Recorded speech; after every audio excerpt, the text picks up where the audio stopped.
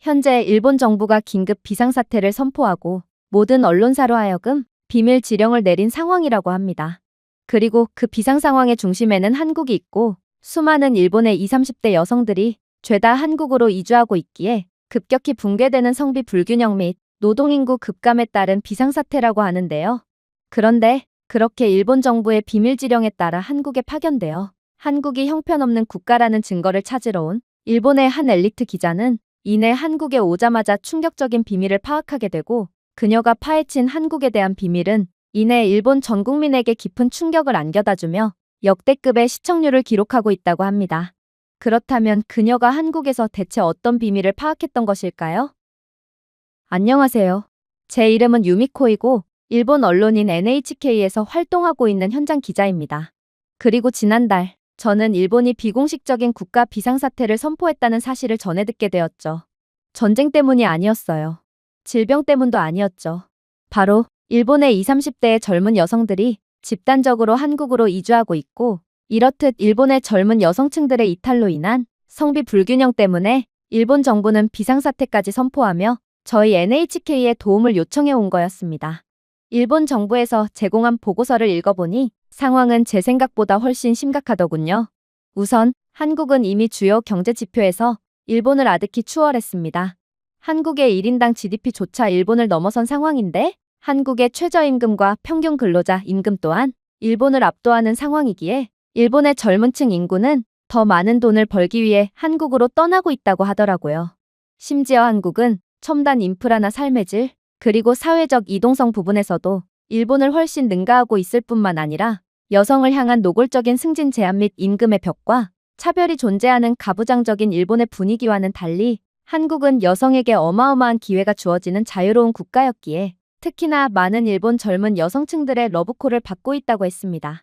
하지만 그보다 더욱 충격적인 이유는 따로 있었어요. 그건 바로 일본의 젊은 여성들이 한국 남자들에 대한 사랑에 빠졌다는 거였죠. 한국 남성들은 일본 남성과는 달리 키가 크고 잘 꾸미고 또 자상하고 배려심이 깊기에 이는 모든 부분에 있어서 정반대의 특징을 보여주는 가부장적인 일본 남성과 비교되며 많은 일본 여성들이 한국 남성과의 교제나 결혼을 하기 위해 한국으로 떠나고 있다고 했어요.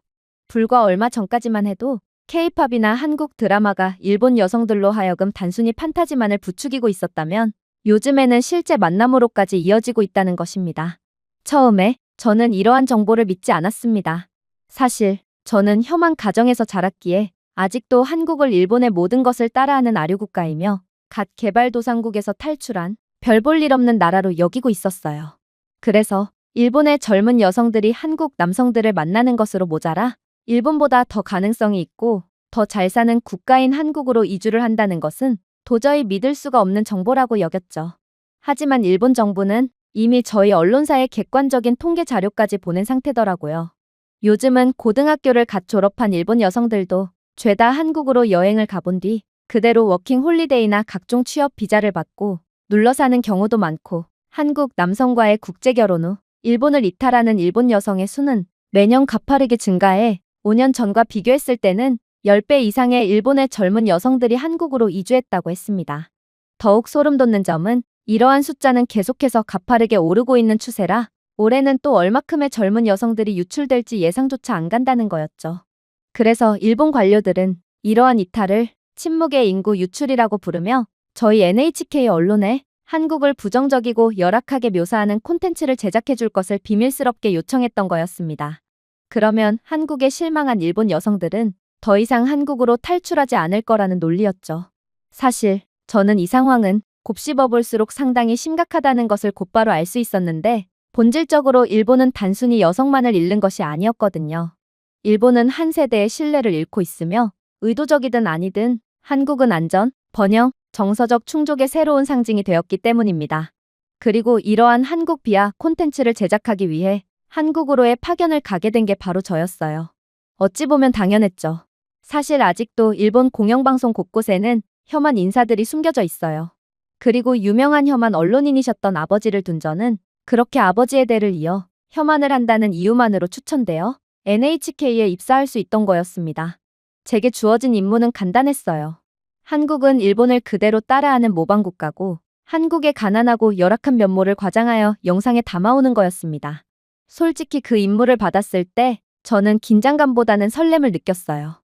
한국이 숨기고 있는 진짜 모습을 일본 전 국민에게 공개할 수 있는 기회였고, 또 이번 프로젝트가 성공으로 끝나게 된다면 저는 NHK의 사다리를 타고 단숨에 요직을 차지할 수도 있을 것입니다. 그런데 그렇게 파견을 얼마 남겨두지 않고 있던 그때 저는 충격적인 소식 하나를 듣게 되었습니다. 그건 바로 제 절친한 친구 유이로부터 온 연락이었는데, 그녀는 한국인 남자친구를 만나서 얼마 안 있어 결혼까지 하기로 약속했고, 또 자신은 일본에서의 모든 커리어를 포기하고 한국으로 이주를 할 거라는 믿기지가 않는 말까지 해오더라고요. 저는 거의 심장이 멎는 기분이었습니다. 그녀는 도쿄에서 꽤 유명한 재벌 가문이었고, 또 학창 시절부터 얼굴도 예쁘고 성격도 착하기로 유명했어요.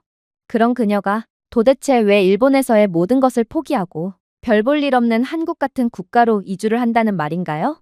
그녀와 결혼을 약속한 한국 남자는 한국에서 10손가락 안에 드는 재벌이라도 된다는 말인가요? 이건 도대체가 말이 안 되는 상황이었습니다. 그래서 저는 새로운 다짐을 한 채 한국행 비행기에 몸을 싣게 됩니다. 그녀가 한국에 세뇌를 당했든 뭐든 저는 그녀에게 한국에 대한 사실을 일깨워 줄 것이고, 그렇게 제 친구 유이가 자신의 발로 다시 일본으로 돌아올 수 있게끔 도와줄 거예요. 그렇게 제 모든 것을 건 한국행은 시작되었습니다. 저는 일본 정부의 VIP 대우를 받고 퍼스트 클래스에 탑승했고, 고가의 카메라와 하드 드라이브 여러 개를 다시금 확인한 뒤 인천공항에서 내렸어요. 그런데 막상 한국에 도착하니 조금 걱정이 들기도 했어요.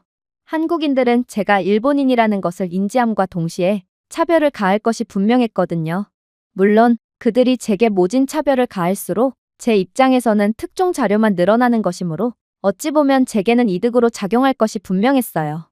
하지만 저는 일본의 비밀 특파원이기 이전의 인간이었으므로 그러한 차별의 두려움을 느끼는 건 어찌 보면 당연했던 것입니다. 하지만 그렇게 인천공항 출입국 심사대에 섰을 때 저는 곧바로 차별의 순간에 직면하고 말았습니다. 한국은 이미 AI 기반의 최첨단 출입국 시스템을 갖춰놓았는지 다른 국적의 입국객들은 단 3초도 지나지 않아 여권을 스캔하고 얼굴 인식을 한 뒤 그대로 통과하고 있었어요. 하지만 한국인 출입국 직원은 오직 일본인인 제게만큼은 굳은 표정으로 째려볼 뿐이었고, 이내 제게 정지하라고 손짓하더니 저를 향해 성큼성큼 다가오기 시작하더군요. 가슴이 조여졌습니다. 지금은 공항 출입국 심사 과정이었기에 카메라를 켤 수조차 없어요. 저는 이러한 차별의 순간도 증거로 남기지 못한 채 일본인이라는 이유만으로 모진 대우를 받게 될 것이 분명했습니다. 하지만 그 순간 생각지도 못했던 상황이 펼쳐지기 시작했어요. 그는 이내 저를 그대로 지나쳐가더니 제 뒤에 떨어진 여권을 주워주었거든요. 당신의 여권이 방금 주머니 안에서 떨어졌어요. 조심하세요. 심지어 그는 유창한 일본어를 구사하며 저를 도와주었는데, 알고 보니 현재 젊은 일본인 여성들이 한국으로 계속해서 쇄도해오고 있는 상황에 한국 정부는 이러한 최근 폭증한 일본인 입국객들을 인식하고 이들에게 최고의 서비스를 제공해주기 위해 공항 내에 일본어가 가능한 직원들을 늘려놓았다고 하더라고요. 이러한 한국의 뜻밖의 모습에 저는 그저 할 말을 잃을 뿐이었습니다. 일본에서는 모든 입국 과정을 사람이 직접 수기로 처리하기에 입국객 한 사람당 10분 이상의 입국 절차를 밟아야 하는 것은 물론이고, 일본인 공항 직원은 국제공항에서 일하고 있더라도 외국어를 전혀 구사하지 못해요. 심지어 영어조차 말입니다. 그러니 한국의 첫인상은 그야말로 일본을 가볍게 능가하는 어김없는 선진국이 분명해 보였어요. 그러나 여기까지일 것입니다. 제가 아버지께 들어왔던 한국에 대한 내용들, 그리고 아버지가 자주 보시던 혐한 채널에서의 한국에 관한 내용들을 고려해보자면 한국은 제게 수많은 열악한 모습을 보여줄 것이 분명했거든요.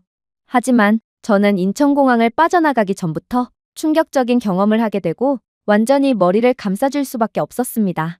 일단 제가 휴대폰을 잠금 해제하기도 전에 와이파이가 연결되었어요. 로그인도 없고 앱 설치도 없으며 나리타 공항에서와 같은 쪼잔한 15분 제한 와이파이도 없었어요. 원활하고 안정적이며 검열되지 않은 인터넷이 무료로 제공되고 있었습니다. 심지어 저희 회사인 NHK에서 사용하는 와이파이보다 더욱 빠르기까지 했죠. 그러나 진정한 경악의 순간은 바로 수화물을 찾을 때 일어났습니다. 사실 저는 비행기 안에서도 계속해서 수화물에 대한 걱정을 하고 있었어요.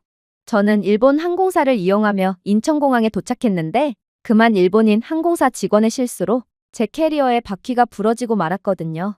아무래도 제 카메라들과 여러 취재 장비들의 무게는 싸구려 캐리어가 감당해내기에는 너무 무거웠던 모양이었어요. 그런데 이렇듯 바퀴가 박살난 무거운 캐리어를 대체 어떻게 들고 가야 하나 싶어 발을 동동 구르던 와중 저는 충격적인 경험을 하게 되었습니다. 바로 네이비 블레이저를 입은 한 남자가 다가오더니 이내 유창한 일본어를 구사하며 도움이 필요하신가요? 라고 물어왔거든요. 역시나 일본인이었습니다. 이렇듯 타지에서도 서로에게 도움을 주고받는 게 바로 일본인들의 높은 시민의식 수준인 것입니다. 심지어 그는 키도 크고 힘도 세서 무거운 캐리어를 별 어려움도 없이 운반하더군요. 이런 멋진 일본 남자를 두고 도대체 일본의 젊은 여자들은 무슨 이유로 한국까지 와서 한국 남성들과 미래를 꿈꾼다는 말인가요? 하지만 그렇게 그를 따라 5분 정도를 이동했을 때 저는 경악을 금치 못할 경험을 하게 됩니다. 바로 이 남성은 포터로봇이라는 짐 배송 로봇을 향해 접근하더니 이내 많고 많은 언어 설정 중 한국어 설정으로 로봇을 조작한 뒤 그대로 제 짐을 싣고는 제가 향할 공항 출구를 설정해 주었거든요. 아니, 일본인인 그가 대체 왜 한국어 설정을 통해 로봇을 조작했다는 말인가요? 저는 그저 황당한 마음에 도대체 왜 한국어를 할 줄 아는 거냐고 거의 따지듯 물어보게 됩니다. 그러자 그는 충격적인 대답을 해오기 시작하더군요. 당연하죠. 저는 한국인이거든요. 저는 잦은 일본 출장으로 인해 일본어를 꽤나 능숙하게 구사하게 되었지만 아무튼 저는 한국어가 더 편한 한국인입니다. 당신을 보고 단번에 일본인임을 구분할 수 있었던 것도 전부 제 일본에서의 파견 경험 덕분이죠. 그럼 좋은 여행 되세요. 이럴 수가, 이렇게 멋진 남자는 일본 남자가 아니라 한국 남자였던 것입니다.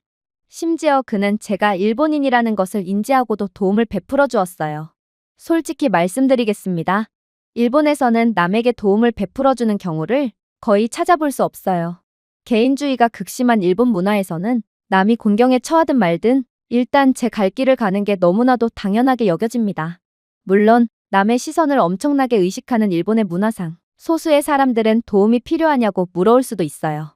그러나 그러한 도움을 승낙한다면 그 사람은 못 배운 사람 취급을 받고 그대로 사회적으로 매장당해버립니다. 저는 그래도 외국에서만큼은 이러한 음습한 일본의 문화를 찾아볼 수 없을 거라고 믿었고 그가 순전히 호의로 제게 도움을 베풀어 준 거라고 생각했지만 그는 일본인이 아닌 한국인이었던 거였어요. 그렇게 저는 완전히 넋이 나간 채 계속해서 이동을 할 뿐이었습니다. 저는 그가 일본인인 줄 알고 일본을 치켜 세우기 위해 몰래카메라까지 작동시킨 상황이었기에 저는 본의 아니게 한국의 선진적인 면모만을 촬영하게 되었어요. 그렇게 저는 공항 출구에 도착하게 됩니다. 솔직히 지저분한 모습을 기대했어요. 공항처럼 불특정 다수가 오가는 곳은 필연적으로 지저분할 수밖에 없거든요. 하지만 리무진 버스 구역은 일본의 병원 로비보다 더 깨끗하더군요. 저는 일본의 수준 높은 청결함에 대해 자부심까지 갖고 있었지만 한국은 그런 제 자부심을 완전히 산산조각 내는 것 같았어요. 또한 이곳 버스 정류장에는 실시간으로 업데이트되는 디지털 대기열 모니터가 있었는데 저는 이 모든 장면들을 촬영하며 버스가 예상 도착 시간보다 훨씬 늦게 도착할 것을 예상했지만 한국의 버스는 단 1분의 오차도 없이 정시에 도착하더군요. 하지만 지금 저는 한국을 비하할 거리를 찾을 때가 아니었습니다. 저는 이내 충격적인 위기 상황에 처하게 되거든요. 왜냐하면 갑자기 비가 내리기 시작했기 때문입니다. 저는 당연히 우산을 준비하지 못했어요. 심지어 저는 바퀴가 박살난 캐리어와 더불어 취재를 위한 여러 고가의 장비까지 전부 다 챙겨야 하는 상황이었습니다. 만약 가방이 젖어서 장비에 물이 들어간다면 저는 회사로부터 엄청난 비용이 청구된 청구서를 받게 될 거예요. 일본 회사는 근로자를 위한 보험이나 자비 따위는 전혀 없기로 유명하거든요. 그런데 그렇게 발만 동동 구르고 있던 그때 저는 순간적으로 제게 더 이상의 빗물이 떨어지지 않는다는 것을 느끼게 됩니다. 그리고 뒤를 돌아봤을 때 웬 한국 여성이 제게 우산을 씌워주고 있더군요. 저는 혹시나 그녀가 수고비를 요구하진 않을까 싶어 정중하게 거절했습니다. 하지만 그녀는 이내 유창한 영어를 구사하며 놀라운 말을 해오기 시작하더군요. 괜찮아요. 일본 분이시죠? 그런데 버스 티켓 예매는 하셨나요? 무거운 짐과 함께 티켓을 발권하기는 꽤나 힘들 텐데 제가 도와드릴게요. 머릿속으로는 이 한국인이 예의 바른 척을 하며 외국인에게 깊은 인상을 주려고 한다고 생각했습니다. 한국인들은 일본인을 차별해야 정상인데 도대체 그녀가 왜 저를 향해 우산을 씌워준다는 말인가요? 심지어 그녀는 제가 젖지 않도록 우산을 제 쪽으로 바싹 기울였기에 그녀의 옷은 점점 빗물에 젖어가는 것이 눈에 보였어요. 하지만 이 한국인 여성은 개의치 않고 저를 끝까지 도와주더군요. 저는 버스 티켓을 구매하기 위해 미리 환전해온 현금을 꺼냈어요. 하지만 제가 현금을 꺼내자마자 한국인 여성은 그러한 현금을 마치 고대음을 보듯 매우 신기해하기까지 하더군요. 심지어 저는 당연히 티켓 판매 요원이 현금을 받고 제게 종이 티켓을 건네줄 거라고 생각했지만 그렇게 그녀를 따라 이동한 곳에는 버스 티켓 키오스크가 떡하니 자리를 지키고 있더군요. 특히나 제 앞줄에 있던 한국인 노인은 그러한 티켓 키오스크에서 스마트폰 태그 한 번에 결제를 끝내는 모습을 본 저는 그야말로 완전히 경악의 도가니에 빠질 수밖에 없었습니다. 일본에서는 인간 직원이 동전을 받고 종이 티켓을 건네주고 있는 상황이고 애초에 일본의 카드 보급률 자체도 형편없을 정도로 낮은 상황이에요. 일본은 과거에는 분명 경제대국이었지만 지금은 카드를 발급받을 정도로 신용이 높은 사람들조차 거의 없는 지경에 이르렀거든요. 그런데 어떻게 한국은 그런 일본을 완전히 개발도상국으로 만드는 최첨단 인프라와 시스템을 구축해둔 상태일 수가 있단 말인가요? 저는 결국 이 한국인 여성에게 울분을 토하고 말았습니다. 이 키오스크는 분명 디지털 방식이 아닐 거예요. 키오스크 내부에는 인간 직원이 존재하고 인간 직원이 기계인 척을 하며 몰래 티켓을 건네준다거나 거스름돈을 준다거나 하고 있겠죠. 분명 그녀는 전곡을 찔린 채 할 말을 잃고 말 것입니다. 왜냐하면 일본의 공항 및 여러 공공장소에 돌아다니는 로봇은 제가 말한 것과 같은 원리로 사람이 원격으로 조종하는 반자동 로봇이거든요. 일본에서는 일부 ATM조차 자동식으로 작동되는 것이 아닌 인간 직원이 기계 내부에서 직접 현금을 세서 건네주는 아날로그 방식을 사용하기에 저는 이러한 한국의 디지털 인프라를 도저히 받아들일 수가 없었어요. 하지만 이 한국인 여성은 그저 제게 충격적인 대답을 건넬 뿐이더군요. 한국은 10년 전부터 이러한 디지털 방식을 사용했어요. 그리고 웬만하면 한국에서는 현금 대신 카드를 사용하도록 하세요. 요즘 한국은 노인들조차 현금을 사용하지 않는 추세고 일부 시스템에서는 현금 자체를 받지 않을 수도 있거든요. 그렇게 저는 그녀에게 끝까지 도움을 받았고 이 한국인 여성의 우산 덕분에 비도 맞지 않은 채 버스에 탑승할 수 있었습니다. 그리고 버스를 타고 이동하는 내내 저는 제가 지금 받은 대우가 현실인가 싶어 볼을 여러 번 꼬집어 볼 뿐이었습니다. 일본에서는 자국 사람에게조차 이 정도로 호의를 베풀어주지 않아요. 그런데 일본인을 싫어하고 차별해야 할 한국에서 어떻게 저는 이렇듯 거의 VIP 취급을 받을 수가 있단 말인가요? 제가 지금까지 한국을 완전히 잘못 알고 있었던 것일까요? 아니요. 그럴 리는 없을 것입니다. 만약 한국이 그렇게나 선진국이라면 저는 그동안의 제 인생을 통째로 부정당하고 말 것입니다. 그러니 한국은 반드시 저를 차별해야만 하고 저는 한국의 구석구석을 돌아다닐수록 가난하고도 형편없는 모습만을 목격해야만 합니다. 그렇게 저는 짐을 놓기 위해 예약했던 호텔에 도착했습니다. 그러나 저는 이곳 한국 호텔에 들어가자마자 기겁을 하고 말았어요.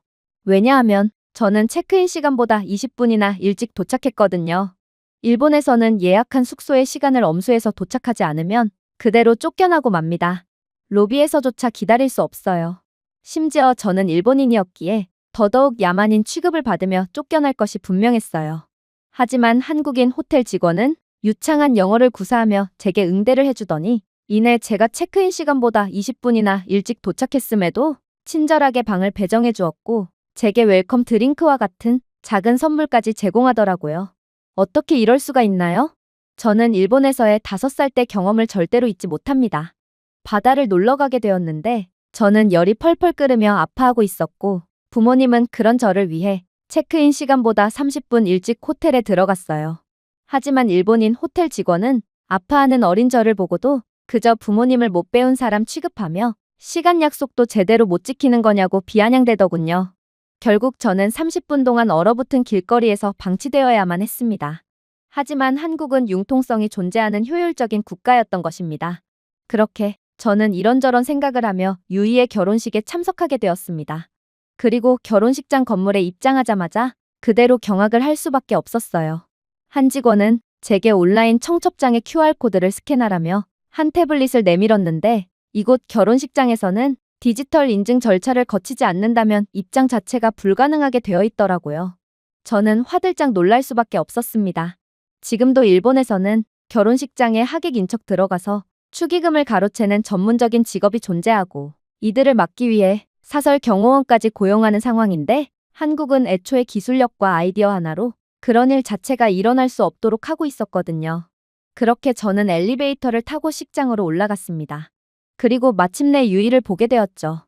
그녀는 도쿄에서 마지막으로 봤을 때보다 5살은 더 어려 보이는 간단한 아이보리 한복 스타일의 웨딩드레스를 입고 서 있습니다. 그녀는 대학 시절 이후 한 번도 짓지 않았던 큰 자연스러운 미소를 지으며 몸을 돌려 저를 향해 달려왔어요. 유미코, 왔구나. 그녀는 저를 꼭 안아주었습니다. 그리고 저는 잠시 동안 제가 왜 이곳에 왔는지 잊어버리고 말았습니다. 저는 그녀에게 한국의 세뇌에 속고 있다는 것을 알리고 이 결혼을 막기 위해 왔지만 그녀의 남편을 보자마자 머릿속이 새하얗게 변해버렸어요. 유이는 그를 민재 씨라고 소개했는데 그는 키도 크고 깔끔한 외모를 가지고 있었고 매우 정중하고 예의 바른 사람이었어요. 그는 영어를 구사하며 제게 정중하게 인사했습니다. 유미코 씨 맞죠? 유이에게 당신에 대해 많이 들었습니다. 유이의 가장 친한 친구를 만나게 되어 영광입니다. 일본 남자들은 절대로 여성에게 이런 말을 하지 않아요. 여자는 기본적으로 남자보다 아래라는 가부장적인 생각이 기저에 깔려 있거든요. 하지만 민재 씨는 여자를 존중할 줄 아는 남자였던 것입니다. 그렇게 저는 유이에게 아무런 말도 못 해버렸고 결혼식은 거의 시작되기 직전이었어요. 하지만 저는 어디에 앉아야 할지 모르겠더군요. 분명 유이 측에 일본인 하객들도 있었는데 그들은 제가 일본인이라는 것을 알고도 눈길조차 주지 않았어요. 하지만 한국인 하객들 쪽으로 가자니 저는 그들에게 차별을 받을 게 분명했어요. 그런데 그렇게 갈팡질팡하고 있던 그때 한국인 하객 중 한 명이 제게 성큼성큼 다가오기 시작하는 거 아니겠어요? 심지어 그는 나이가 지긋한 할머니였기에 저는 겁에 질리고 말았어요. 저는 한국에서는 나이가 많을수록 일본에 대한 적대적인 감정을 가지고 있다는 말을 들었거든요. 그녀는 제게 해코지를 하려고 다가오는 것이 분명했습니다. 하지만 이 할머니는 이내 생각지도 못한 말을 해오기 시작했어요. 외로워 보이네요. 같이 앉으시죠. 심지어 이 할머니는 일본어를 구사하며 제게 말을 걸어오셨기에 저는 완전히 어안이 벙벙할 뿐이었어요. 그리고 그렇게 자리에 앉아 할머니와 이런저런 이야기를 나누게 되었을 때 저는 거의 눈물을 흘리기 직전이 되었죠. 왜 너를 챙겨주냐고? 당연하지. 내 손녀뻘 되는 어린아이가 낯선 타지에서 혼자 있는데 어른으로서 도움을 주는 건 당연한 거 아니니? 내가 어떻게 일본어를 구사할 수 있냐고? 나는 어렸을 때 부모님을 따라 일본에서 잠시 생활했거든. 너무 오래전에 배운 일본어라서 많이 서툴지만 그래도 의사소통 정도는 할 수 있어. 저는 흠칫 놀라고 말았습니다. 이 할머니가 어렸을 시절에 일본에서는 희망을 찾아 일본으로 건너온 수많은 한국인들이 차별을 겪으며 힘들게 생활했다고 알고 있거든요. 그런데 일본에 대한 감정이 좋을 리가 없던 이 할머니는 도대체 무슨 이유로 저를 마치 손녀딸처럼 챙겨주시는 거란 말인가요? 제가 이에 대해 묻자 한국인 할머니는 충격적인 대답을 해오실 뿐이었어요. 물론 나는 일본이라는 국가에 대한 감정은 그다지 좋지 않아. 어렸을 때 일본에서 받았던 차별은 아직까지 생생하게 기억나거든. 그리고 일본은 지금도 역사를 왜곡하며 많은 문제를 일으키고 있지. 하지만 나를 비롯한 대부분의 한국인들은 일본인들 그 자체에 대한 악감정이 있지는 않아. 그리고 너는 한국에 온 손님이야. 그런 손님에게 푸대접을 하는 건 한국의 방식이 아니지. 그러니 혹여나 한국에서 차별을 받을까봐 걱정하는 거라면 그런 걱정은 접어둬도 돼. 한국인들은 국가에 대한 감정과 개인적인 사람에 대한 감정을 구별하지 못하는 사람들이 아니거든. 저는 엄청난 부끄러움을 느끼며 눈시울이 붉어졌어요. 저는 이곳에 손님으로서 온 것이 아닙니다. 한국의 가난한 치부를 낱낱이 파헤치러 왔어요. 하지만 저는 엄청난 죄책감을 느끼면서도 도저히 제 정체를 밝힐 수가 없었습니다. 그렇게 저는 다시 한번 비겁자가 되어 고개를 푹 숙일 뿐이었죠. 결혼식은 성공적으로 진행되었어요. 한국인들은 소란이나 문제를 일으키지 않고 완벽한 하객이 되어주었죠. 심지어 한국인들은 자신들이 사용한 접시를 정리하고 자리를 휴지로 정리하는 등 끝까지 교양 있는 모습을 보여줬는데 이건 쓰레기를 안 보이는 곳에 숨겨버리는 일본인들의 음습한 행동과는 완전히 다른 모습이었습니다. 그렇게 결혼식 피로연이 끝난 후 대부분의 하객이 자리를 비웠고 유이가 드레스를 갈아입는 것을 돕고 있었는데 남편 민재가 조용히 방으로 들어왔습니다. 저는 도쿄의 결혼식장에서 본 대부분의 남편들처럼 민재가 유이를 재촉하기 위해 온 줄 알았습니다. 시간을 끊임없이 확인하고 휴대폰을 보며 결혼식이 마치 자동차 등록 갱신과 같은 또 다른 의무인 것처럼 한숨을 내쉬는 것이죠. 하지만 민재는 조용히 무릎을 꿇고 유리로 만든 것처럼 유이의 손을 잡고 미리 적신 화장솜으로 부드럽게 화장을 닦아내주기 시작했습니다. 피곤하지? 몇 시간 동안 웃고 있었잖아. 저는 입을 약간 벌리고 얼어붙은 채로 서 있었습니다. 오히려 신부를 걱정해준다고요? 한국 남자는 정말로 제가 한국 드라마에서 봤던 대로 자상하고 배려심 깊은 사람들이 맞았던 것일까요? 심지어 키 차이도 놀라웠습니다. 일본 남자들은 결혼식용 구두를 신은 일본 신부와 키가 거의 똑같아요. 하지만 민재는 한국에서는 그다지 큰 키가 아니라고 했는데 높은 구두를 신은 유이에게 낮게 구부려야 할 정도로 키가 컸습니다. 이러한 일본에서는 볼 수 없는 키 차이를 보니 로맨틱하기까지 하더라고요. 결국 저는 바람이 좀 필요한 척하며 방을 나섰습니다. 하지만 사실 낯선 무언가의 감정이 서서히 제 안으로 들어오는 것을 느꼈습니다. 제가 지금 질투를 하고 있는 건가요? 전에 사귀었던 남자친구가 저에게 왜 내가 기념일을 기억하길 기대해? 나는 내 일기장이 아니야 라고 말한 적이 있습니다. 이게 일본에서의 전형적인 연애 방식이에요. 저희는 감정을 정돈하고 과잉하지 않도록 훈련받았습니다. 물론 여자는 무조건 남자를 떠받드는 존재라는 것을 인식해야 하죠. 하지만 한국 남자는 그와는 전혀 다른 부류의 사람들이었어요. 아무튼 유이는 업무 일정 때문에 신혼여행이 연기되었다고 했고 자신의 신혼집에서 식사나 하고 가라고 말해오더군요. 유이의 집이 일본에서 얼마나 비싼지 그리고 얼마나 돈이 많은 집안인지를 고려할 때 민재도 역시나 갑부 집안이라고 예상되었어요. 이들의 신혼집도 매우 럭셔리하겠죠. 솔직히 저는 대리석 바닥과 벽에 와인 냉장고가 내장된 서울 고층 빌딩 콘도 중 하나일 거라고 생각했어요. 그래서 제가 택시에서 내려 근처 골목길에 있는 약간 갈라진 베이지색 콘크리트 건물 앞에 섰을 때의 감정은 충격 그 이상이었습니다. 저는 주소를 3번 확인했지만 제 앞에 있는 건 여전히 낡은 아파트뿐이었어요. 그리고 저는 이내 실소를 터뜨리게 되었습니다. 한국은 역시나 가난한 국가일 뿐이었어요. 아파트 내부는 외관만큼이나 낡고 형편없겠죠. 저는 지금껏 한국에 속았던 게 분명했어요. 마치 유이처럼 한국의 속임수에 홀랑 넘어가 그대로 한국을 선진국으로 인식할 뻔했던 거였습니다. 하지만 제가 몰래 카메라를 켜고 이 낡은 아파트에 진입했을 때 저는 거의 기절을 할 뻔했어요. 일단 공기청정기부터가 그랬어요. 일본에서는 5성급 호텔에서조차 공기청정기를 갖추지 못하고 있습니다. 그런데 한국인들은 이렇듯 평범한 아파트에서조차 공기청정기를 갖추고 있더군요. 이건 그저 외관만 그럴듯한 모형 공기청정기가 분명했어요. 하지만 제가 그렇게 공기청정기 옆에서 입을 벌리며 놀라고 있을 때 저는 저도 모르게 벌린 입으로 트림을 해버렸는데 공기청정기는 순간적으로 오염된 공기를 감지하고 공기 정화 모드가 가동되는 거 아니겠어요? 이건 모형이 아니었던 거고 저는 엄청난 수치심을 느끼며 그대로 도망칠 뿐이었어요. 하지만 제 추잡한 트림 소리를 정면에서 들었던 민재는 저를 배려해줄 뿐이더군요. 이 공기청정기는 실내 PM2.5 수치를 표시할 뿐만 아니라 중국에서 황사 경보가 발령되면 사전 조정할 수 있도록 국가 환경 데이터 그리드에 동기화된 상태입니다. 공기청정기가 자동으로 작동을 한 걸 보면 아마 중국에서 또 황사가 불어오나 보네요. 한국에서는 평범한 가정에서도 이런 고성능의 공기청정기를 구비해 둘 수 있던 것입니다. 그러나 진정한 충격은 욕실에서 발생했습니다.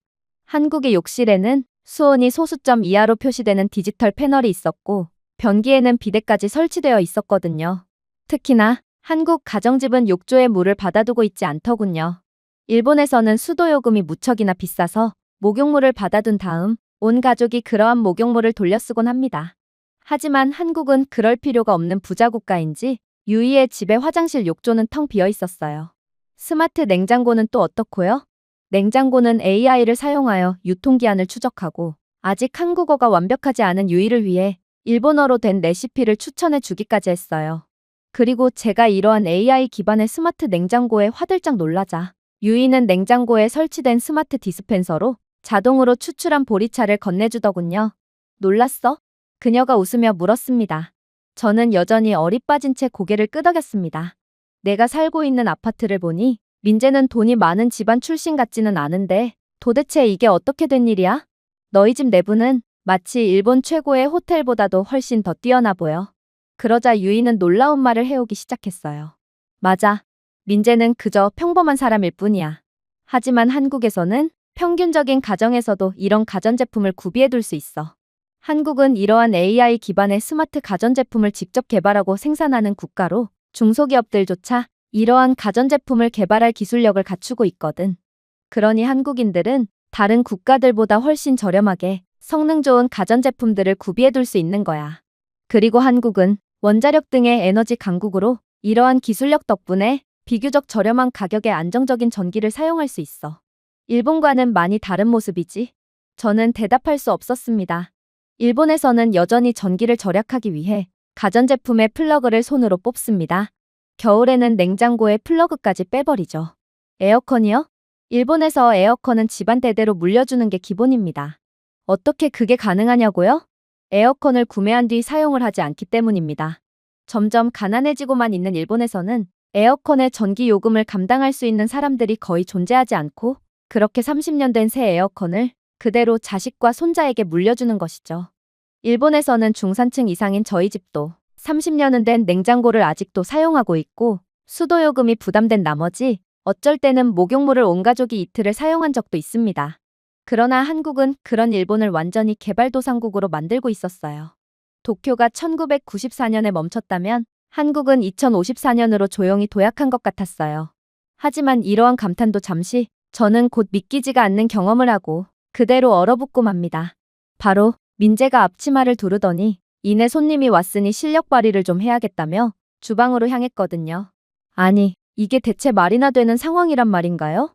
일본에서는 남자가 주방으로 들어가는 일 따위는 절대로 찾아볼 수 없어요.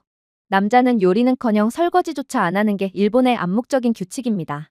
그런데 민재는 오늘은 유이가 피곤할 테니 자신이 요리를 하겠다며 두 팔을 걷어붙였고 유이는 그저 한국에서 남자가 요리를 하는 건 너무나도 일반적인 모습이다라는 도저히 믿지 못할 말을 해올 뿐이었어요.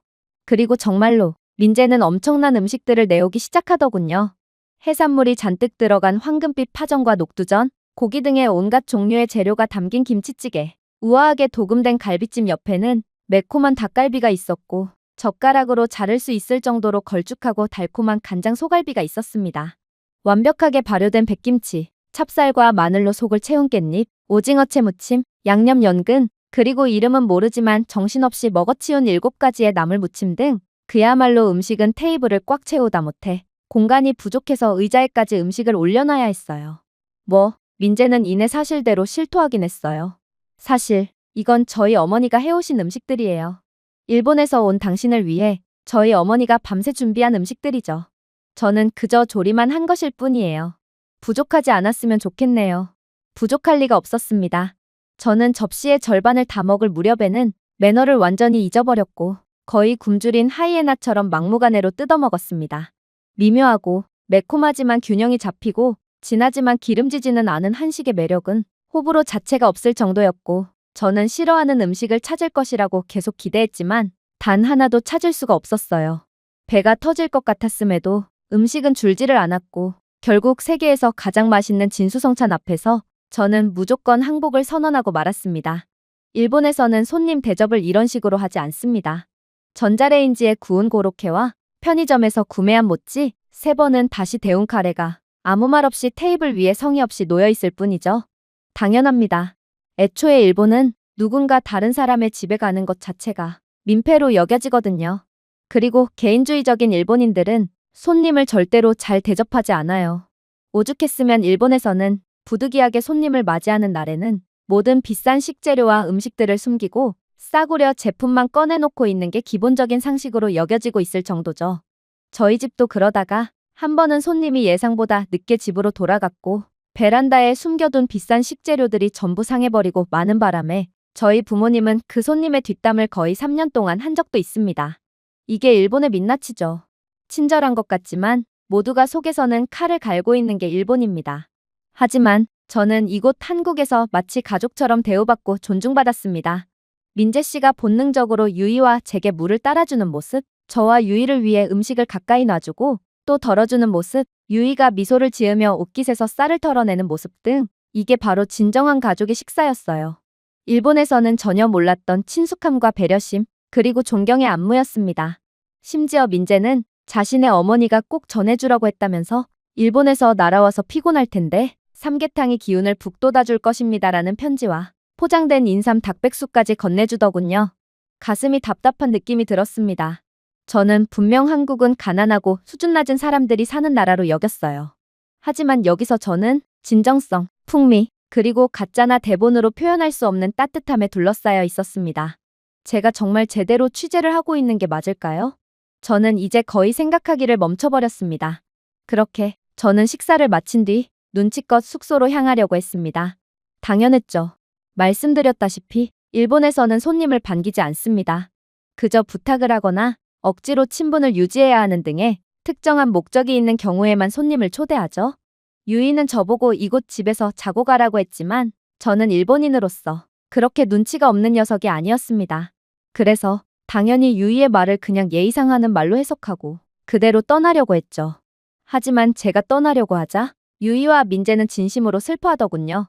특히나 기자 일을 하면서 가식이라면 그 누구보다 잘 구분할 수 있게 된 저조차도 그들은 진심으로 제게 부탁을 하고 있다는 것을 마음으로 느낄 수 있었고 오히려 그들의 부탁을 들어주지 않으면 실례라는 생각까지 들 정도였어요. 그래서 저는 마지못해 그들의 아파트에서 잠을 청하게 됩니다. 그리고 그렇게 잠에 들면서 저는 이곳은 분명 오래된 아파트지만 일본의 그 어떠한 고급 맨션보다도 뛰어나고 안락한 곳이라는 생각을 안 할 수가 없었어요. 일단 방음과 단열 등 주거로서의 기능이 전혀 없는 일본의 건물과는 달리 한국은 한 번 건물을 지을 때 최선을 다하는지 저는 여름임에도 꽤나 시원하게 잠에 들 수 있었어요. 일본의 여름은 한국보다 더움에도 일본인들은 높은 전기요금을 감당하지 못해 에어컨을 절대로 틀 수가 없는데 반해 한국인들은 에어컨을 켜는 것은 부의 상징일 것도 없이 모든 사람들이 에어컨을 이용할 수 있는 국가인지 아파트 천장에 설치된 최신식 시스템형 에어컨은 쉴 새 없이 돌아가고 있었고 그렇기에 저는 거의 난생 처음으로 쾌적한 에어컨 바람을 쐬며 빠르게 잠에 들 수 있었습니다. 저는 말 그대로 이곳에서 깜짝 놀랄 일들만 겪었습니다. 일본에서는 한여름에 너무 더워서 땀범벅이 된 채로 새벽에 깨어나 찬물을 뒤집어 쓰고 다시 억지로 잠을 청하는 경우가 일반적입니다. 그래서 에어컨 전기요금이 아까워서 염치를 불구하고 억지로 남의 집에서 잠을 청하는 경우도 심심치 않게 찾아볼 수 있어요. 일본에는 거칠의 문화가 존재해서 일단 기본적으로 손님을 초대했으면 전기요금을 감당할 능력이 안 돼도 에어컨을 가동하며 보여주기식 퍼포먼스를 하는 게 기본이거든요. 그러지 않는다면 일본에서는 이웃이나 모임 사이에서 뒷말이 나오는 음습한 문화를 가졌고 남에게 물어뜯기지 않기 위해서라도 이러한 기형적인 모습을 보이는 것입니다. 요즘에는 어차피 사용하지도 않는 에어컨이기에 일본에는 일부러 자신의 에어컨을 고장내놓고 애초부터 전기요금을 아끼는 전략을 사용하는 집이 점점 더 늘어나고 있지만 한국에서는 애초에 모든 사람들이 더우면 에어컨을 사용할 수 있을 정도로 부유한 국가이므로 일본처럼 기형적인 문화가 생겨날 필요 자체가 없었죠. 그렇게 저는 인생 최초로 한여름에 잠에서 깨어나는 일 없이 개운하게 아침을 맞이할 수 있었습니다. 하지만 저는 아직까지도 모르고 있었습니다. 제겐 소름 돋는 상황이 기다리고 있다는 것을 말이죠. 아침이 밝아오자마자 유이는 오늘 주민센터에 들려서 주소를 갱신해야 한다며 자신과 함께 주민센터에 가보지 않겠냐는 말을 건네오더군요.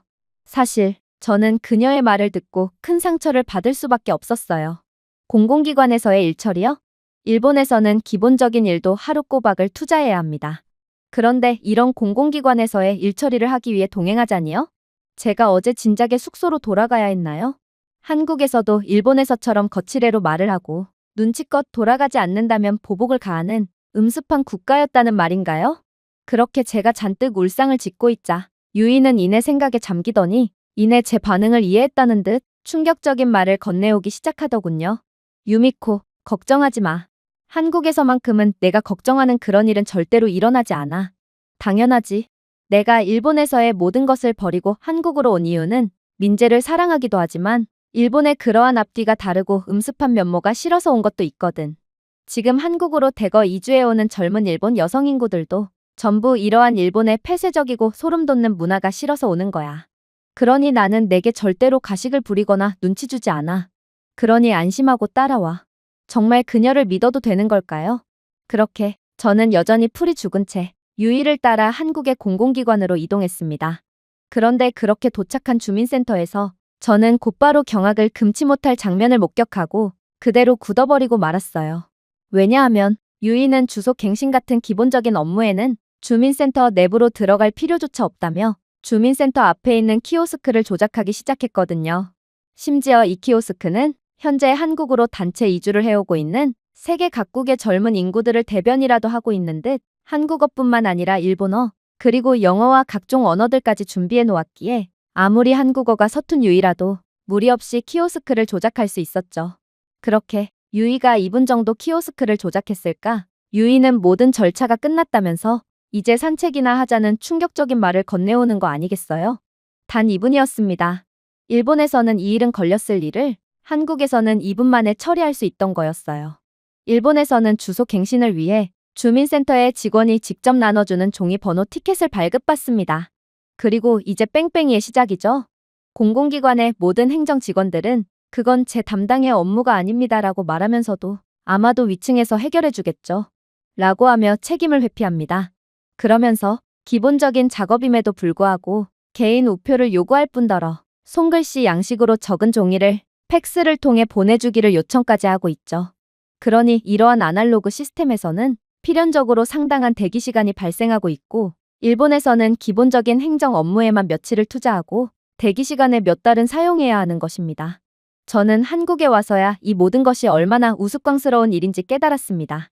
그리고 정말로 한국은 일본을 진작에 능가했으며 일본이 다시금 한국을 재추월하는 것은 절대로 불가능한 일이라는 것을 깨닫게 되었죠. 그런데 그렇게 완전히 현타를 느끼며 주저앉아 있던 그때 유이는 제게 충격적인 말을 해오기 시작하더군요. 유미코, 나는 일본의 공공기관이 얼마나 비효율적인지 알고 있어. 너는 어차피 비자 갱신을 해야 하지 않아? 괜찮다면 이왕 주민센터에 온 김에 이곳에서 비자 갱신을 하는 건 어때? 제가 키오스크를 사용해서 비자 갱신을 완료했냐고요? 아닙니다. 일본에서는 하루 종일 대기해야 겨우 갱신 신청을 할 수 있는 비자 업데이트지만 한국에서는 스마트폰 하나로도 순식간에 비자 정보를 업데이트할 수 있었어요. 3분이 걸렸습니다. 휴대폰을 주머니에 넣기도 전에 디지털 인증서가 이메일로 전송되었어요. 도장이나 우표, 팩스 따위는 전혀 필요하지 않았어요. 비자 업데이트에 10가지나 되는 서류를 수기로 작성할 필요도 없었죠.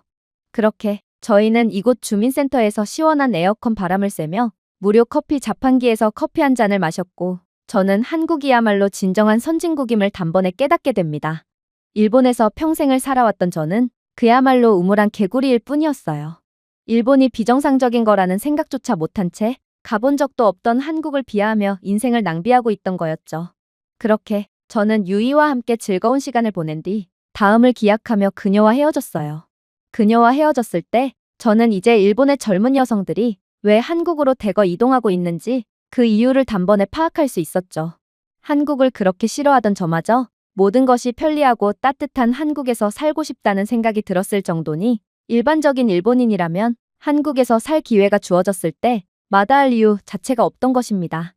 심지어 저는 일본의 네로라 하는 대기업인 NHK 방송사에서 일하고 있음에도 한국에서 편의점 아르바이트를 하는 직원보다도 월급이 낮더군요.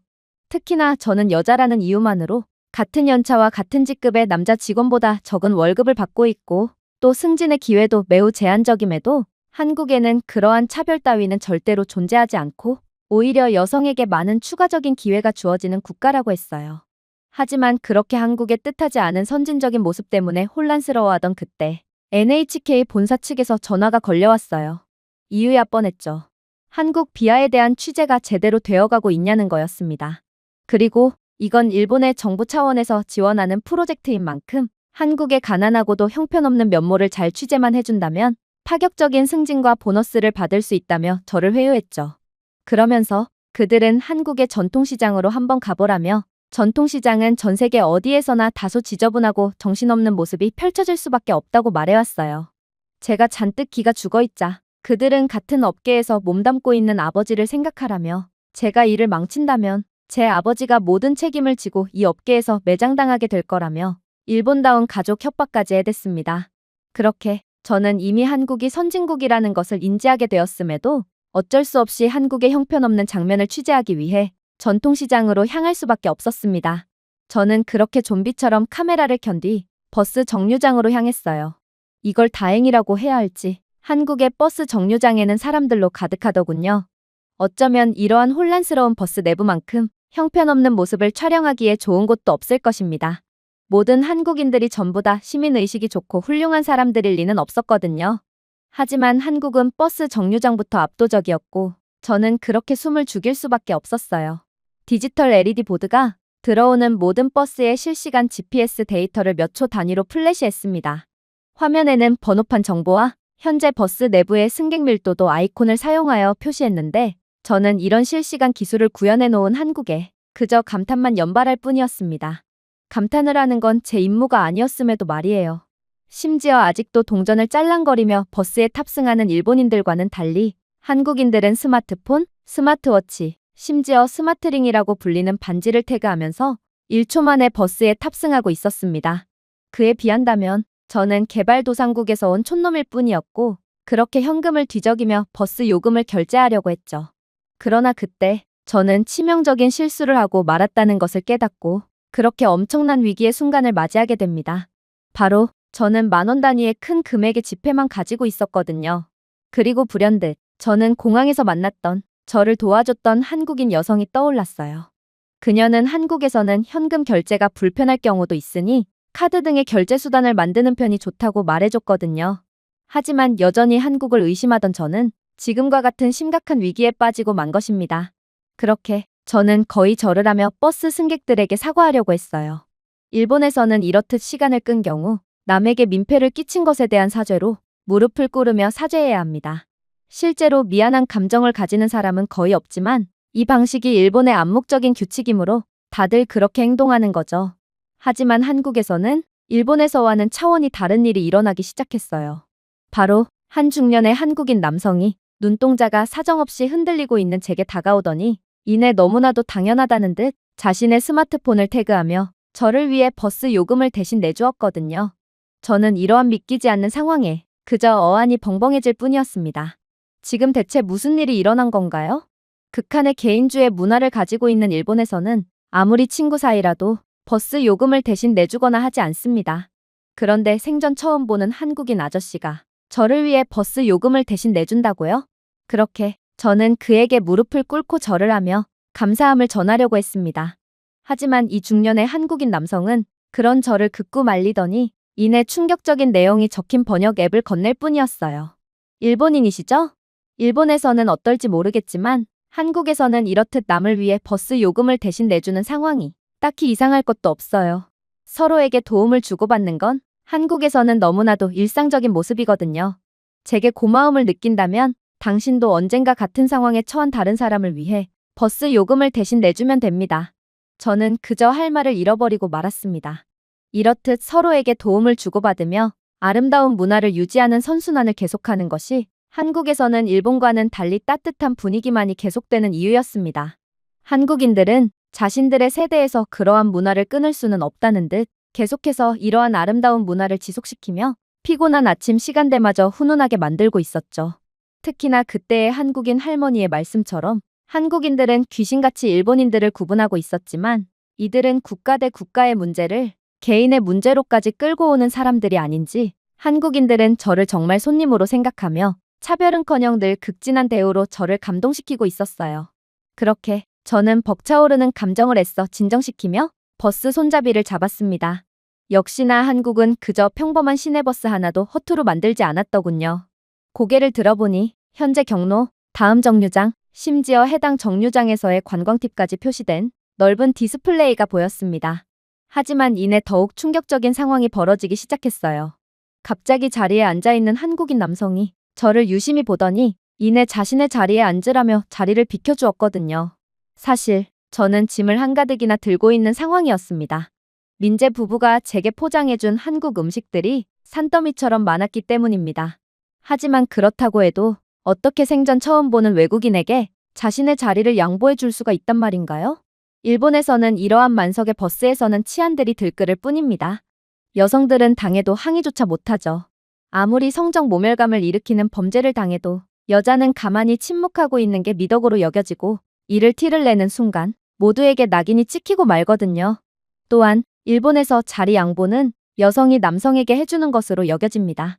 지난 겨울 저는 발목 골절로 인해 목발까지 짚고 버스에 탑승한 적이 있습니다.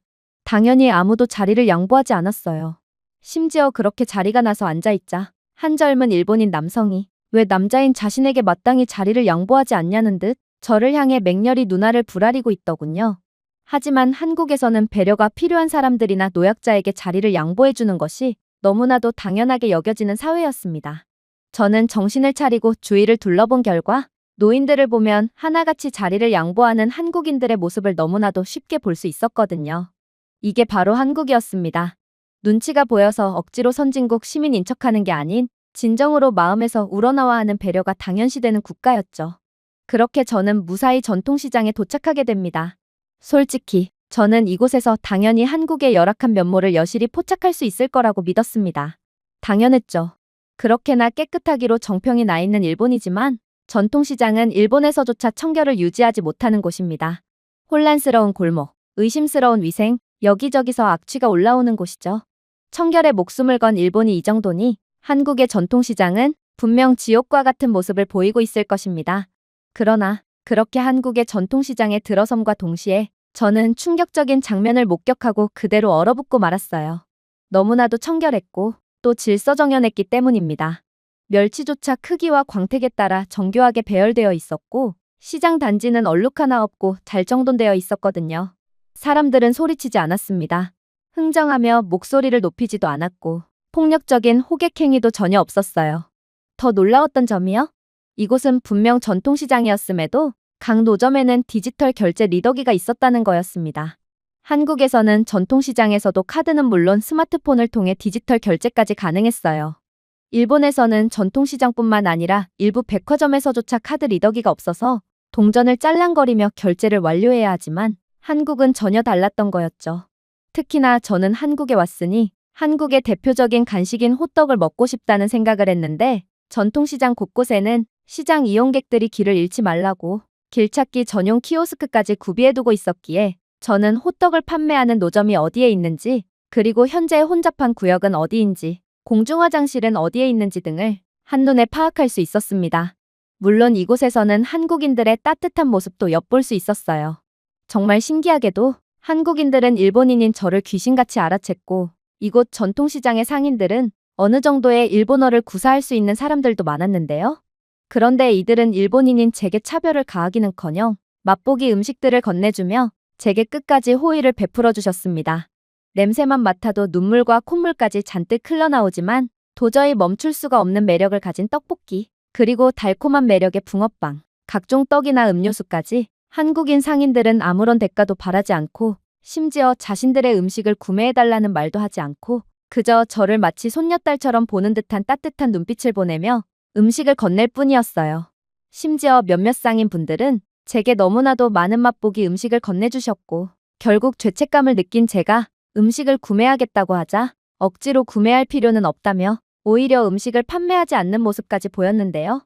저는 이러한 한국인들의 순전히 호의에서 나온 친절에 눈물을 삼킬 뿐이었습니다. 어떻게 이런 사람들을 비하하는 영상을 제작할 수가 있을까요? 저는 불순한 목적을 갖고 한국에 왔다는 것 자체가 제 크나큰 실수라는 것을 인지하게 됩니다. 그러다 제 눈에는 더욱 충격적인 장면이 눈에 띄게 되는데요. 그건 바로 전통시장 한편에는 정육 식당들이 즐비해 있었는데 그곳 식당을 자세히 보니 고기를 굽는 것은 전부 다 남자였기 때문이에요. 저는 이러한 모습을 보고 그저 얼이 빠질 뿐이었습니다. 일본에서는 고기는 무조건 여자가 구워야 합니다. 술도 반드시 여자가 따라야 하죠. 만약 여자가 자발적으로 이러한 행위를 하지 않는다면 여성성이 없다고 판단되어 거의 사람 취급을 받지 못합니다. 그러나 더 중요한 건 모든 노동은 여성이 전부 했음에도 돈은 정확하게 반반 내야 한다는 거죠.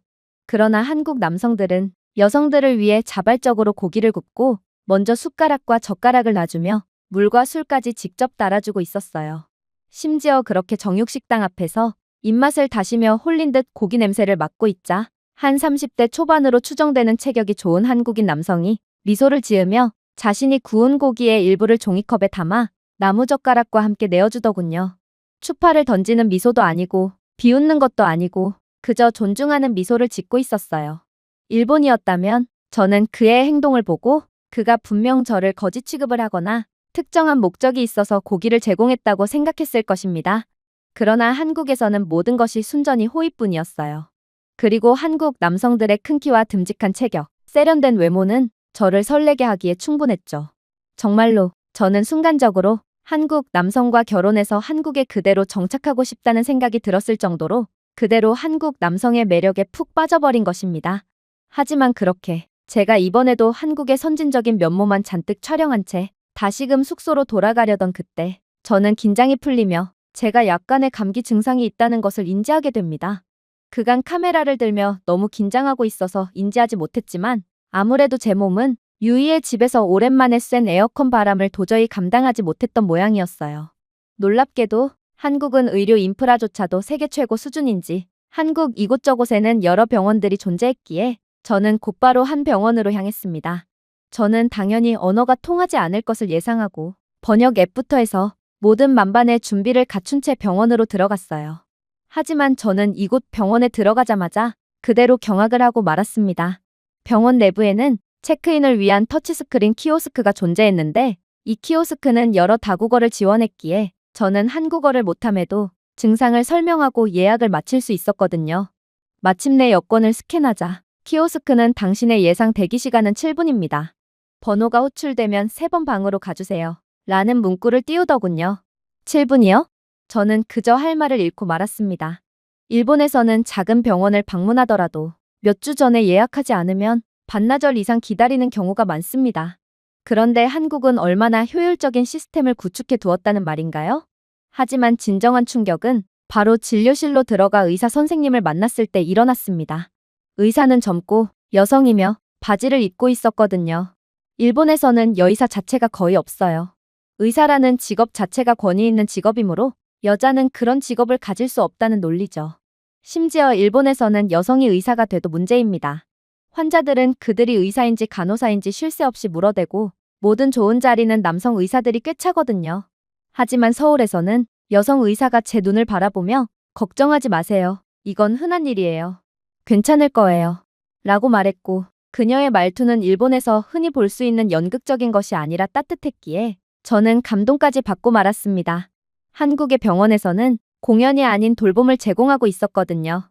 그렇게 그녀는 저를 전문적으로 검사하고 7분 이내에 약을 처방했습니다. 특히나 한국에서는 처방전 또한 그저 허투루 만들어지지 않았는데 한국에서는 AI 시스템을 통해 효율적인 비용 관리, 안전 모니터링을 통해 신속한 약국 매칭이 가능했고 그렇게 저는 AI 시스템이 추천해주는 약국으로 배정받을 수 있었어요. 의사는 처방전이 발급될 때쯤 길 건너편 약국에서 이미 기다리고 있을 거라는 믿지 못할 말까지 해왔는데 실제로 제가 약국에 들어갔을 때 그의 말대로 약이 진작에 준비되어 있었기에 저는 조금의 대기조차 할 필요가 없었습니다. 서류조차 필요 없었고 그저 QR코드와 결제 화면만 있으면 됐어요. 심지어 가격도 눈을 깜빡이게 만들었습니다. 감기약 하나에 1,200원이더라고요. 같은 감기 치료제로 도쿄에서 지불하는 금액의 10분의 1도 안 되는 금액이었습니다. 일본에서는 병원에서 진료를 받고 약을 기다리는데 걸리는 대기 시간만 해도 병이 저절로 치유될 정도로 긴 시간이므로 일본인들은 웬만한 고통으로는 병원 자체를 가지 않습니다. 대기를 하다가 병에 나아버리는데 왜 구태여 병원을 가겠어요? 그러나 한국은 모든 부분에서 일본과는 차원이 달랐어요. 한국은 조용히 기능하는 문명을 구축한 반면 일본에서는 형식과 외관만을 신경 쓰며 선진국인 척 코스프레를 계속하고 있을 뿐이었던 것입니다. 그렇게 전문적인 약을 복용한 저는 눈에 띄게 나아졌습니다. 몸이 가벼워졌죠. 아마도 약물 때문일 수도 있지만 예상치 못한 따뜻함 때문이었을 수도 있을 것입니다. 하지만 생각할수록 뭔가 이상하더군요. 한국은 어째서 단점이 하나도 없을 수가 있는 건가요? 저는 지금껏 나름대로 한국의 결점을 찾기 위해 노력했지만 결국 단 한 가지도 포착할 수가 없었어요. 그리고 상황이 이렇게 되자 뭔가 의심이 되기 시작했어요. 아무리 최고의 선진국이라도 결점 하나 정도는 존재하기 마련이에요. 한국은 역시나 뭔가를 숨기고 있단 말인가요? 하지만 저는 카메라를 들고 거리로 나섰지만 역시나 결점을 찾을 수가 없었어요. 심지어 일본이 가장 자신 있어 하는 부분인 청결마저도 한국이 압도하고 있더군요. 청결한 길거리와 공중화장실 등 이곳에서 더러움을 찾기란 아예 불가능한 일처럼 보였습니다. 사실 어떻게 보면 당연해 보이기도 했어요. 한국은 높은 시민의식에 더해 최첨단 기술력까지 선보이며 청결을 유지하고 있었거든요. 자발적으로 청결을 실현하고 최첨단 기술력의 도움까지 받는 사람들을 이길 수는 없습니다.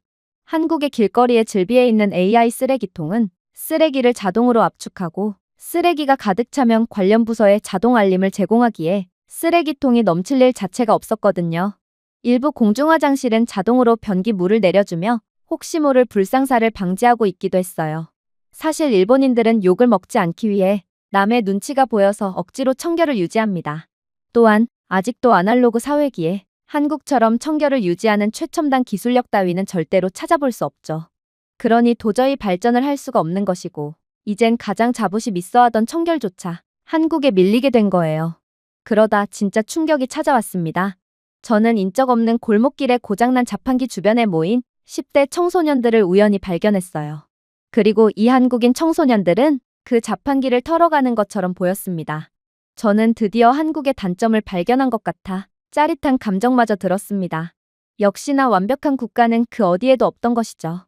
한국 또한 보이지 않는 곳에서는 다른 국가들과 마찬가지였던 것입니다. 하지만 그렇게 카메라를 켜고 그들에게 다가갈수록 저는 공포심이 엄습하는 것을 느꼈습니다. 자세히 보니 그들은 자판기 안에 들어있던 간식을 가져가는 것이 아닌 오히려 자판기 주인을 도와주고 있었거든요. 한 소년이 뒤쪽에 있는 유지보수 번호로 전화했습니다.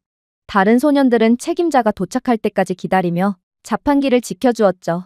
아무도 공짜 음식을 갖기 위해 손을 뻗지도 않았습니다. 어떤 청소년들이 그렇게 하나요? 일본에서는 아이들이 질서정연하게 행동하는 법을 배우지만 사적으로는 아무도 보지 않으면 허점을 이용한다는 규칙을 누구나 알고 있습니다. 저는 일본인들이 사람이 많은 곳에서는 질서를 지키지만 사람이 보지 않는 곳에서는 막장 행동을 하는 장면을 수없이 많이 봤어요. 일본의 길거리가 깨끗해 보여도 화단 뒤편이나 풀숲에는 숨겨놓은 쓰레기가 상당히 많은 것만 봐도, 그리고 일본 무인상점의 절도율은 상상 초월 수준이라는 점을 봐도 일본의 기형적인 모습을 여실히 볼 수 있습니다. 하지만 여기 한국에서는 아이들조차 어른들이 없어도 마치 항상 누군가가 지켜보고 있는 것처럼 행동했어요. 두려움 때문이 아니라 그저 옳은 일이었기 때문이죠. 저는 카메라를 켜고 학생 중 한 명에게 다가갔습니다. 왜 음식을 가져가지 않았나요? 그러자 그는 혼란스럽다는 반응을 보이더군요. 마치 너무 당연한 건데 왜 질문을 하냐고 물어오는 것 같았어요. 제 것이 아니니까요. 그렇게 저는 드디어 한국에 숨겨진 단점을 포착했다고 생각했지만 여전히 제 카메라에는 한국에 보이지 않는 곳에서도 모범적인, 선진적인 면모에 대한 영상만이 담겨 있을 뿐이었어요. 그렇게 저는 다시금 호텔 방으로 돌아왔습니다. 서울의 불빛은 지구에 떨어진 별자리처럼 밖에서 반짝이며 눈부시고 정돈되어 있었고 너무나도 아름다웠어요. 저는 노트북 화면에 깜빡이는 커서를 응시했습니다. NHK 도쿄 지국장에 이메일이 도착해 있더군요. 유미코, 우리 정부의 우려를 반영한 자료 수집을 차질 없이 수행하고 있길 바랍니다. 한국의 사회 불안정, 열악한 인프라, 안전하지 않은 환경에 초점을 맞춰주세요. 한국은 별 볼 일 없는 국가니 그러한 자료들을 쉽게 포착해낼 수 있을 거라 믿습니다. 3일 이내에 초안 제출 예정이에요. 저는 미소를 지으려고 노력했습니다. 그러나 한숨이 나왔습니다. 저는 한국이 형편없는 모방국가라고 믿으며 자랐습니다. 하지만 지금 모방국가는 오히려 일본이었고 일본이야말로 스캔본일 뿐이라는 것을 알게 되었습니다. 결국 저는 한국에서 촬영한 여러 선진적인 원본 영상들을 그대로 보내게 됩니다. 제가 정의로워서가 아니에요.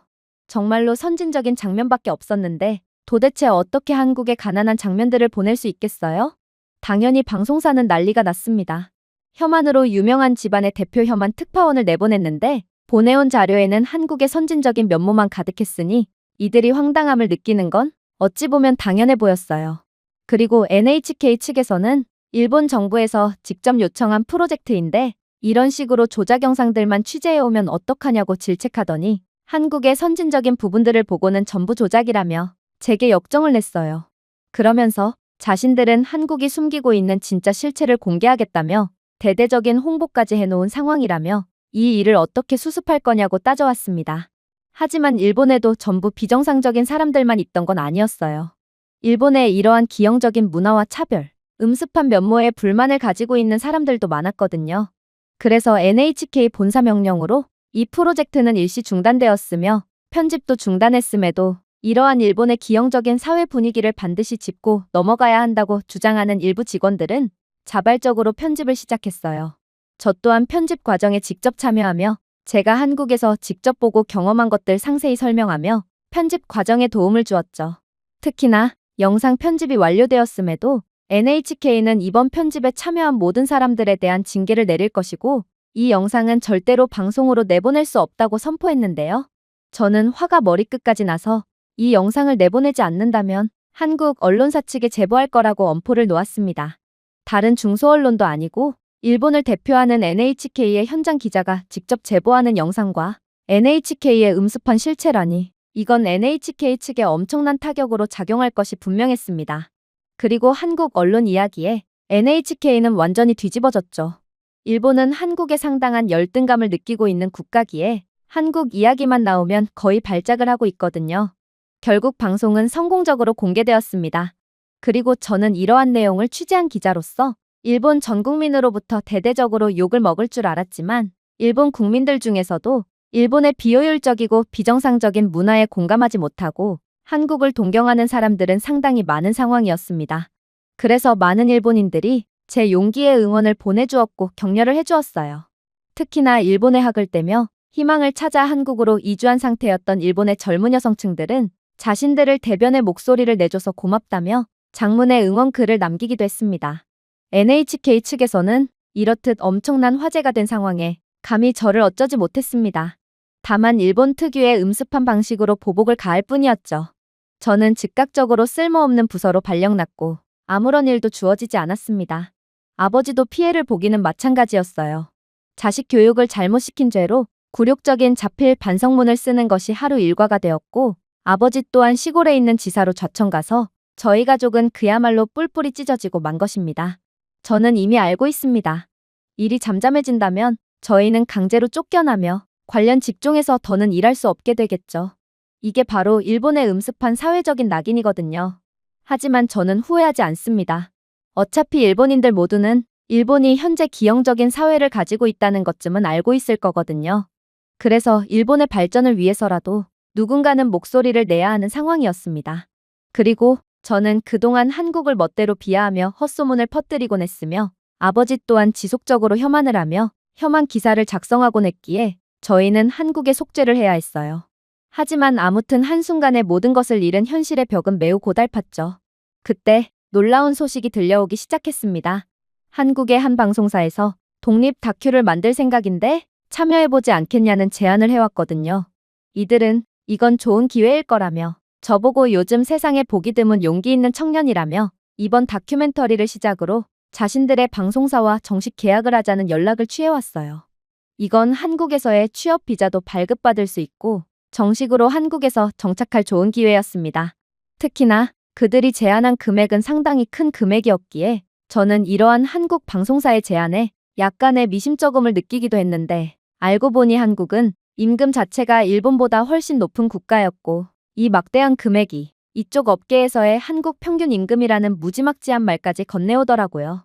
그리고 한국에서는 여성이라고 해서 승진 기회가 제한되는 경우도 절대로 없다고 했고 실제로 여성 임원들도 상당히 많았기에 저는 한국에서의 새 출발을 결정하게 되었습니다.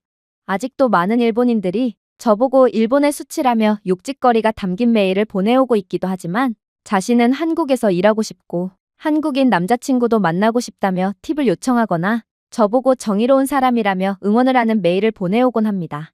하지만 저는 알고 있습니다. 제가 대단한 것이 아닌 한국이 대단한 나라라는 사실을 말입니다. 제가 준비해온 내용은 여기까지입니다.